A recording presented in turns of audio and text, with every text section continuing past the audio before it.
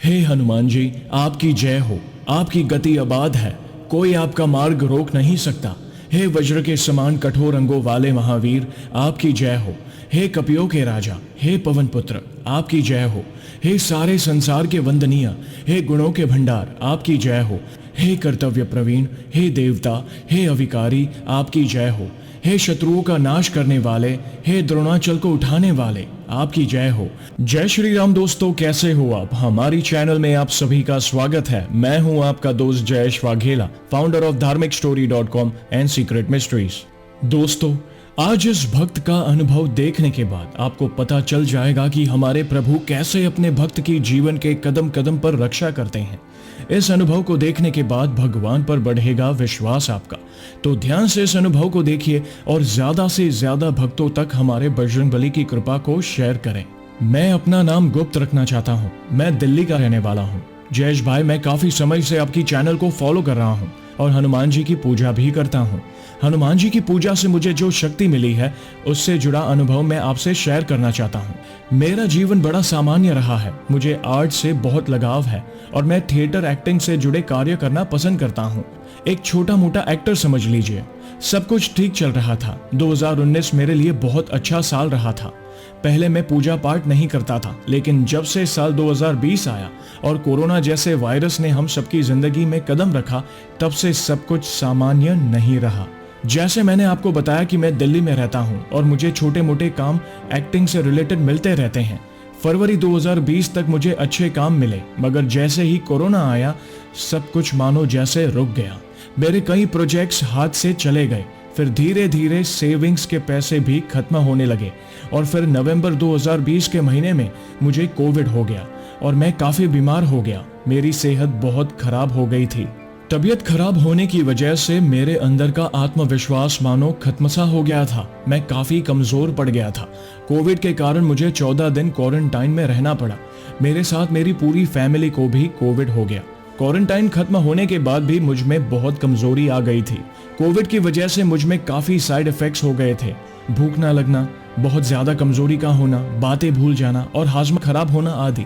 चारों तरफ मानो नेगेटिव माहौल हो गया था। फिर हमारे एक रिश्तेदार ने कहा कि हनुमान जी की शरण में जाओ और हनुमान चालीसा का पाठ करो। मैं दुखी होकर अपने घर के मंदिर के आगे बैठ गया और पूजा पाठ करके प्रभु से कहने लगा कि हे प्रभु, सब ठीक कर दो। जयेश भाई, मैंने हर मंगलवार और शनिवार को हनुमान चालीसा का पाठ करना शुरू कर दिया।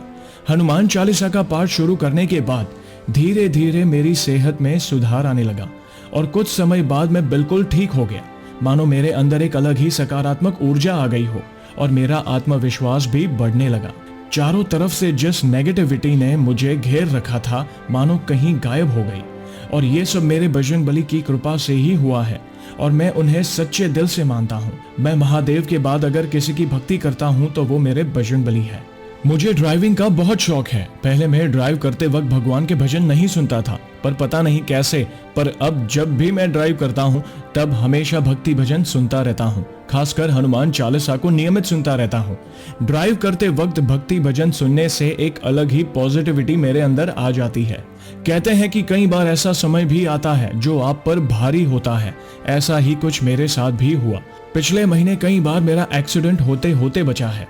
वैसे तो मैं बिल्कुल सतर्क होकर ड्राइविंग करता हूँ, पर कहते हैं ना, कई बार आपकी गलती नहीं होती मगर दूसरे की गलती से आपका एक्सीडेंट हो जाता है, चाहे आप कितने भी सतर्क क्यों ना हो।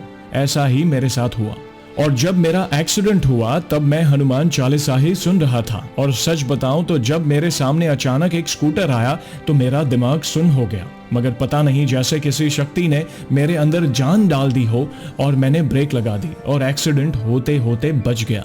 ऐसा मेरे साथ 2 बार हुआ और हर बार मुझे ऐसा लगा कि जैसे मेरे बजरंगबली ने मुझे बचाया हो।